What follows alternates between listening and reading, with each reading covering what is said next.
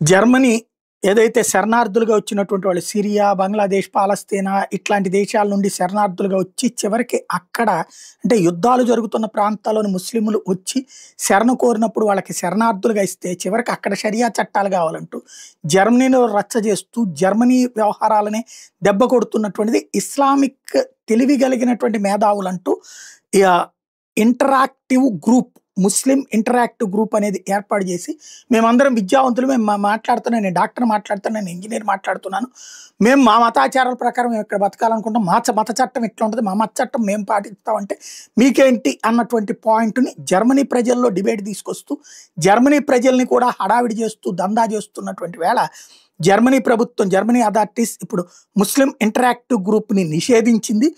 Anti constitutional, Germany రాజ్యాంగానికి విరుద్ధంగా ప్రవర్తిస్తున్నారు, కార్యకలాపాలు నడుపుతున్నారు అన్నటువంటి ఆధారం కిందన వీళ్ళ మీద నిషేధం విధించారు. ఏంటి ఆ ఆధారం అంటే ఖలీఫా పాలన తేవాలనుకుంటున్నారట ఈ ఇంటరాక్టివ్ గ్రూప్. ఇదివరకు ఖలీఫత్ ఉద్యమం అని స్వతంత్రానికి ముందు మన దేశంలో కూడా జరిగింది. ఖలీఫా పాలన కావాలంటే ఆ రోజున ముస్లింలు 1935 నుంచి పెద్ద ఎత్తున హింసాకాండకు పాల్పడి హిందువులను ఓచకోత కోసినటువంటి సంఘటనలు జరిగినాయి. వాస్తవంగా సహాయ నిరాకరణ ఉద్యమం ఫెయిల్ అవ్వడానికి కారణం అదే అయింది.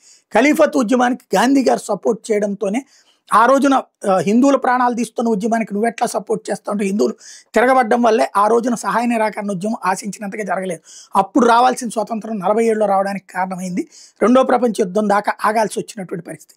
ఇప్పుడు అట్లాంటి ఖలీఫా ఆ మధ్యన మన కేరళలో కూడా ఖలీఫా అని చెప్పి ఒకడు ప్రకటించేసుకున్నాడు. ఇప్పుడు టర్కీ అధ్యక్షుడు తనకు తానే ప్రపంచానికి ఖలీఫా అని ప్రకటించుకున్నాడు. ఇట్లాంటి ఖలీఫత్ ఉద్యమం అక్కడ జర్మనీకి ఒక ఖలీఫా అని ఎవడో ప్రకటించుకున్నాడట. వీళ్ళందరూ కలిసి ఆడికి మద్దతు ఇచ్చారట. దాంతో వాళ్ళ మీద నిషేధం విధించారు.